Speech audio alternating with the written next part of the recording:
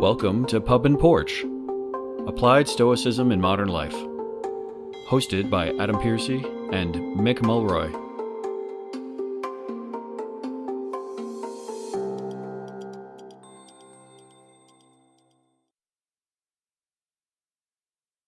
We're back. I think we could say we're back now. We're Yeah. back with another podcast episode between Mick and myself.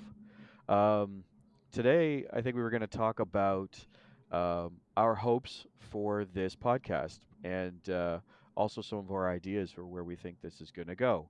Mick and I started this because Mick reached out to me and had the idea of maybe having a little bit of conversations going between the two of us. And so um, I eagerly agreed, but we also have had some conversation about where we were hoping for this to go. So, um, Mick, why don't you start us off with some of the ideas that you've had? Because I've really liked some of the ideas you've had that could make this podcast kind of stand apart a little bit.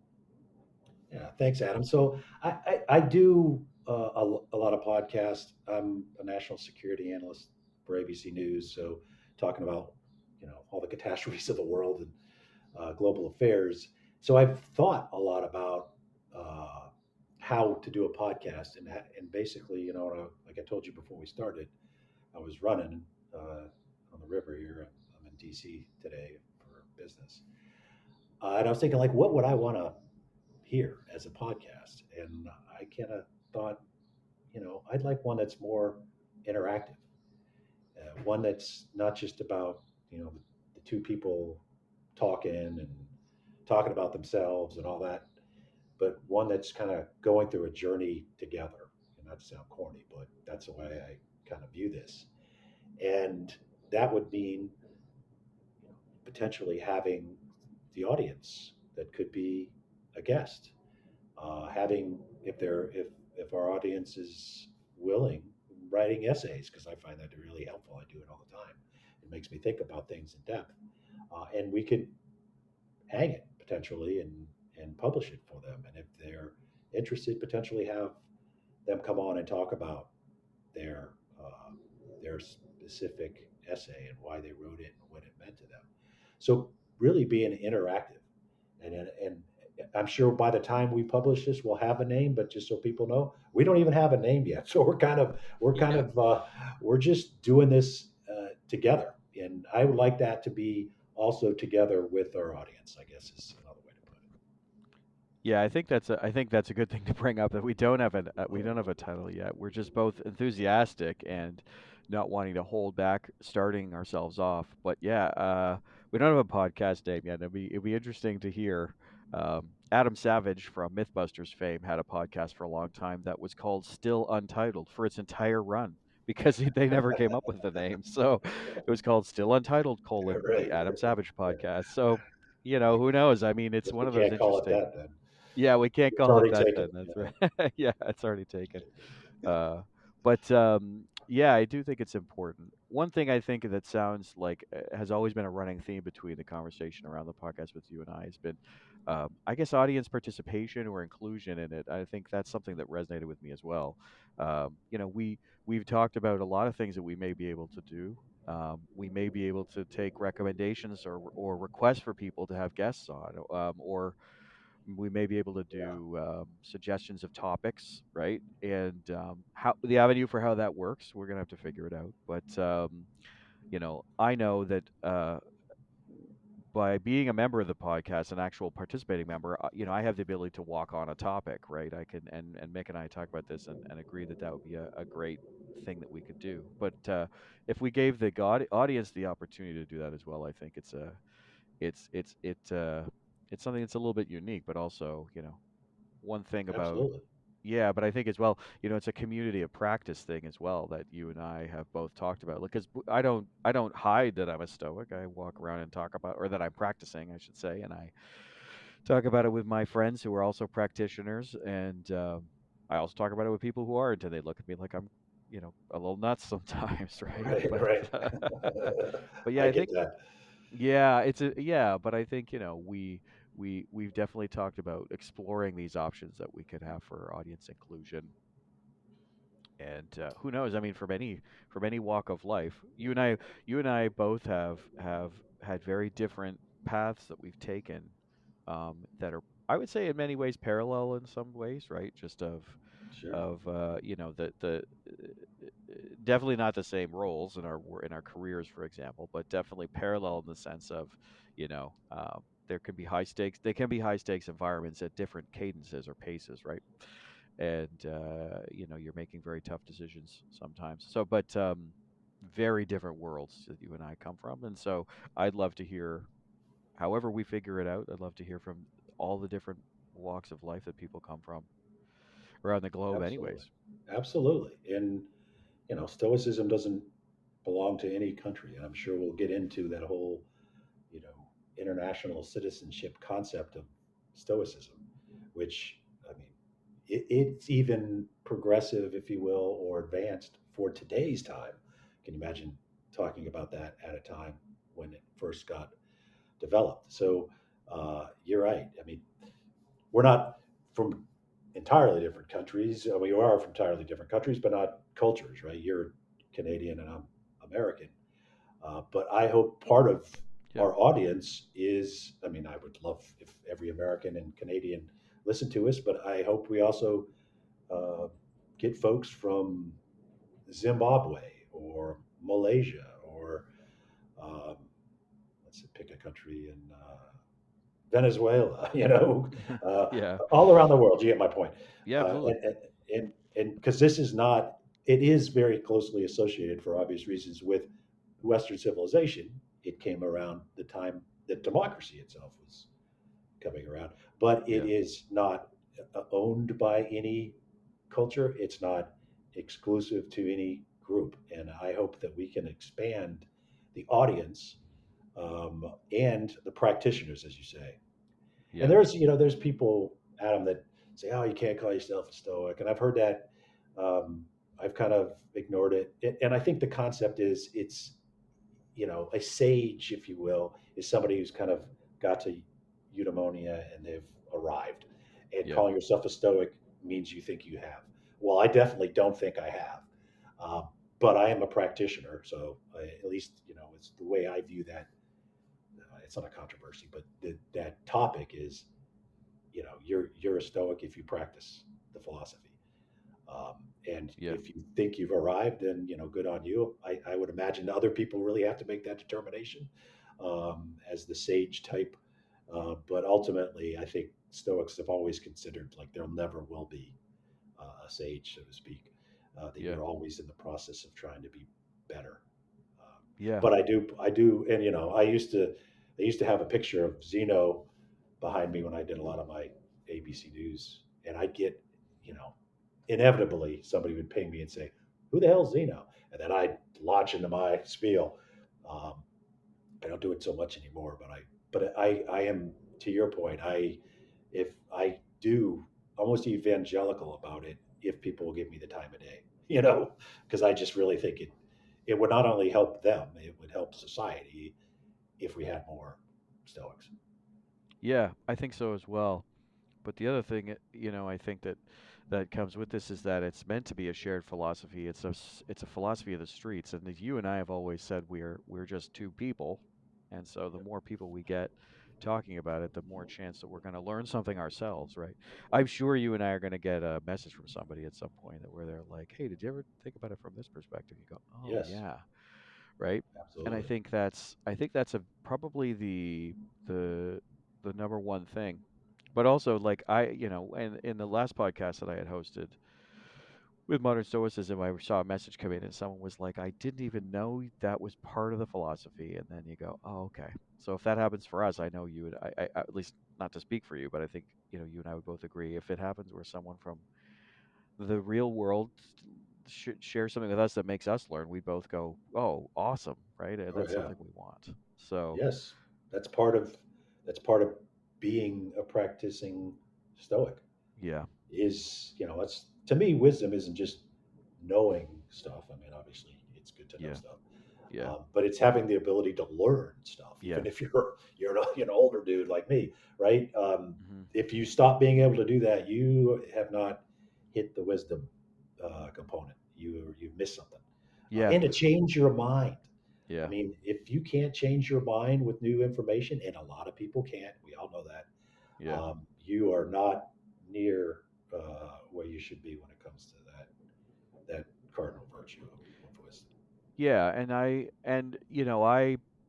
there's a Zen phrase that I use a lot in my life, which is from an idea called Shoshin, or beginner's mind, and the phrase is, the mind of the beginner has many questions, while the mind of the expert has few. And I'm a many Yeah, questions yeah, person. I walk yeah. in to, and I think you and I have sort of, Very Socratic, right? yeah, I think, and you and I have walked in, and this was resonated between the two of us, where it's, I walk in saying, I don't know anything. I literally don't know squat about this circumstance, and I might know something, but I don't want to make it sound like I do. And then people open up to you, and you learn all this stuff, and I will always walk away learning something more. And I think, Yep.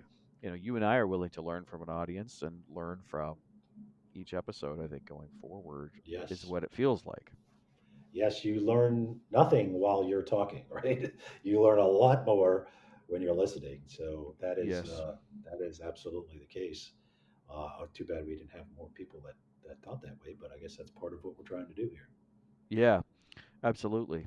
So then, I think one thing I wanted to sort of talk about a little bit as well is, I like to do something like this, or if I actually, I'll explain it differently. Wait, there was a video game person that I watched for a little while, and his name is Aculite. I think he's Canadian actually, which is funny. But Aculite was asked in an interview one time with another video gamer. They were like, "What makes you want to do a topic on a YouTube video, like a, what do they call it, a VOD, I guess? It's like a gaming vid where he's playing the game and someone's watching it. People can watch him Right. play the game." And he Right. said, he said something similar to you, where it's like, I make videos for what I would want to watch. He's like, I don't look at my statistics in my YouTube statistic counter and say, well, this video had really great views and likes, and so I'm going to do another video just like that one. He says, every time I shoot a video, every time I pick a game to play, I pick what I want to watch, what I would want to watch as an audience member, and I make something that I would want to do. And I think, for you and I think that's something that probably resonates as an idea as well here. We don't, Yeah. like, I want to do something that I want to listen to, because obviously, I mean, the other thing is when I or you or whoever is editing these episodes, we're gonna have to we're gonna have to listen to these topics multiple times as Yes. well. And I, Absolutely. and it's like, I want it to be something that I would want to have. I would want to listen to. It would be something that if I wasn't recording it, I would have it in my regular queue. Yeah. And I hope the audience feels not only as participants, but in Yeah. many ways part of it, right? In the military, when you start a unit, you're called a plank holder. I think it comes from, like, if you were building a ship, right? You put down a plank. You own a plank. You're Hmm. one of the persons that built the ship. I think that's the case. Okay. Some of our Oh. military folks can correct me if I'm wrong, but that's how I've always used it. And that's, so my point being is, if you're listening to this, our second podcast, you're pretty much a plank holder when it comes to whatever the hell we're going to name our podcast, right? So you're on the journey with us. If you stick with us, then you would be, in military terms, a plank holder. So that's how I would view you. Um, Yeah. yeah, Yeah. So I think, that resonated with you and I when we first talked about the podcast, because, and I think I'm right in remembering it, that you asked me about it first. I had done a podcast episode, I think two or three episodes with you before, in what feels like a previous life. yes, um, so, and then we kind of got started on it. But yeah, I think the early resonating tone was wanting to learn, wanting to discuss, two guys who apply it in a day-to-day world, getting a chance to talk and see if it resonates with anybody else. So, but the audience participation, I think, wasn't immediately in the front of my mind, but has resonated with me now, because it's definitely, well, also makes our jobs easier. We don't have to sit and figure out topics all the time. We can, if we yeah, give the ability to maybe get inputs from the outside world. that's right. What people want to hear and what people want to talk about, for sure. Yeah. And yeah, I like we're gonna. Oh, I guess we could bring up the book that you and I Yes. are participating in. Yeah. Right, right. Yeah. Something we're both writing a chapter. We have a lot of other authors Yes. in the book. We'll be talking to them. Hopefully, they don't know, but I'm going to sign them up to our podcast. I don't even know if they know about our podcast. Yeah. But that was another part of this is that we got involved in drafting the topics that we felt were really important in a collective book on Stoicism and how it applies to modern life and the current circumstances around the world. I don't Yeah. know everybody else's chapter, but they're also hopefully willing to come on and talk about that whenever it gets published. And, we're obviously working on that, but that's going to be another aspect of our show going forward Yeah. is to be able to talk about, and some of them are academics, like Chris Gill that wrote a chapter. I'll just highlight some of the folks that might be coming our way. Um, Andy, what's Andy's last name? I'll come up with it. But he's actually applied Stoicism in the penal system of the UK. That's right. Right? Fascinating guy. I'm sorry, I'm drawing a blank on his last name. Met him at one of the Aurelius Foundation's conferences in Athens. But he's going to be talking and a member of the program that he established. So he was a prisoner who Stoicism changed his life. I think we can get him on the podcast. So from academics to people who really applied it in a very practical, positive way in their own life, I think we'll be able to, in the book and hopefully on this podcast, Yeah.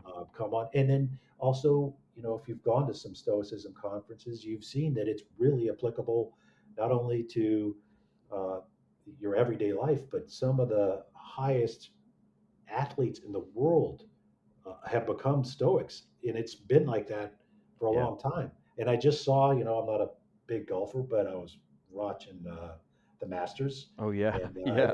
as people were, because Rory McIlroy won, and it was an incredible journey that this guy had to just continuously pursue and Yeah. fail and stand back up and do it again to try to win the Masters.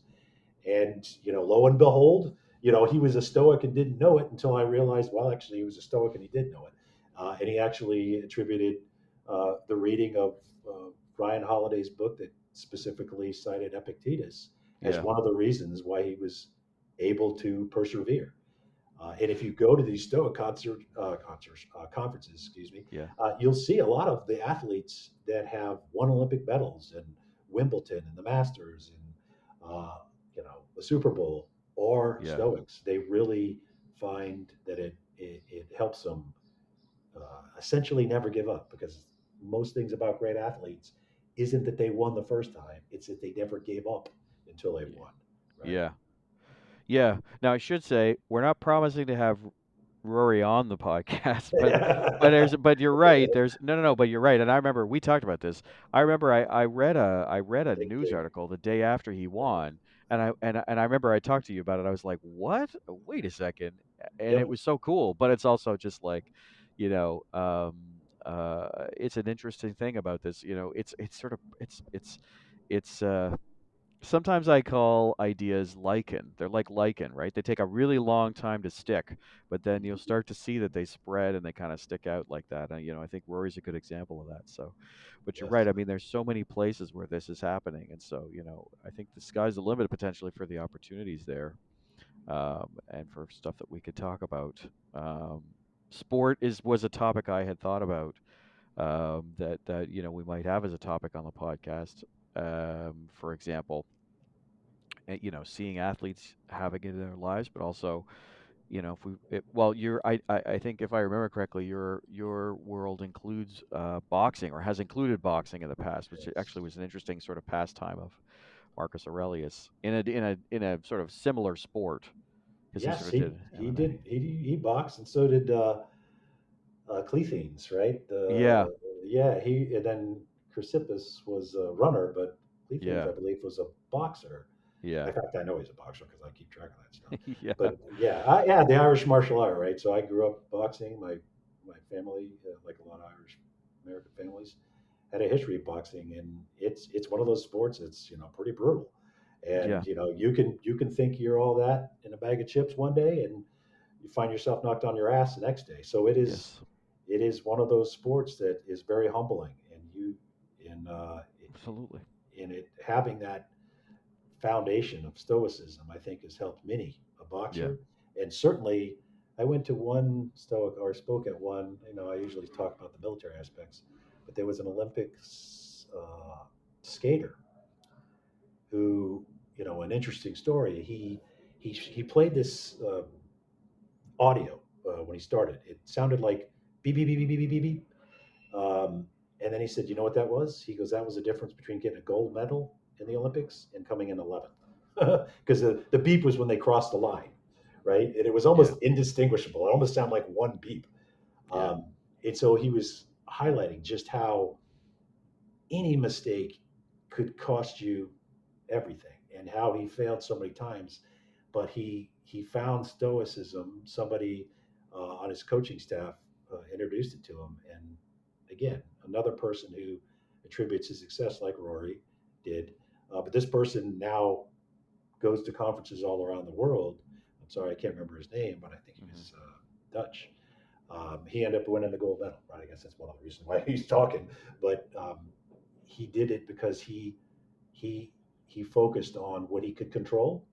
He didn't focus on what he couldn't control, and he just did that. And he said that cleared his decks in his mind of all the stress that went Yeah. into what it would be like to. And he started as a phenom, so he's kind of expected to win the gold medal way before when he was young, which I think is similar to Rory, um, Yeah. right? And it was just so much pressure that was put on him because of that. That the way he found to deal with it is, through stoicism. Yeah. For sure. So with that, I think one thing we can control is our time on these episodes, and I think we've laid out a nice little framework here. And some of the things that we're going to investigate as mights and maybes, and see what we can do. But I am very excited for this. I have been waiting for this day to start for some time. Mick and I have struggled with trying to get our schedules going, but I'm very excited. I'm really excited about the audience participation aspect we've been discussing, as well as seeing what we could Yes, do about getting the participation of others. But yeah, that's probably a good place for absolutely. us to wrap up. Yeah. Yeah, absolutely, for sure. I think it's a good place for us to wrap up, though, and then we can see you all on the next episode. So thanks, Mick. We'll talk to everybody soon. Thanks, Adam. And yes, we definitely want audience feedback. So all you plank Yes, holders out there, let us know what you think. absolutely. Yes, please let us know what you think. Uh, and then right now I'll say insert pre-recorded outro with location for sending messages. Yeah, yeah. Yeah. That sounds good. All right. Thanks All a right, lot, Mick. great. Great, Cheers. Adam. Have a great rest of your Sunday, man. This is a good start. Yeah, you too, mate. Cheers. Thank you for listening to the Pup and Porch podcast. If you'd like to find out more about the podcast or its host, head over to pupandporch.com, and you can listen to all our episodes on Spotify, Apple, or whichever platform you prefer. And if you'd like to help out with the podcast, you can find us on Patreon.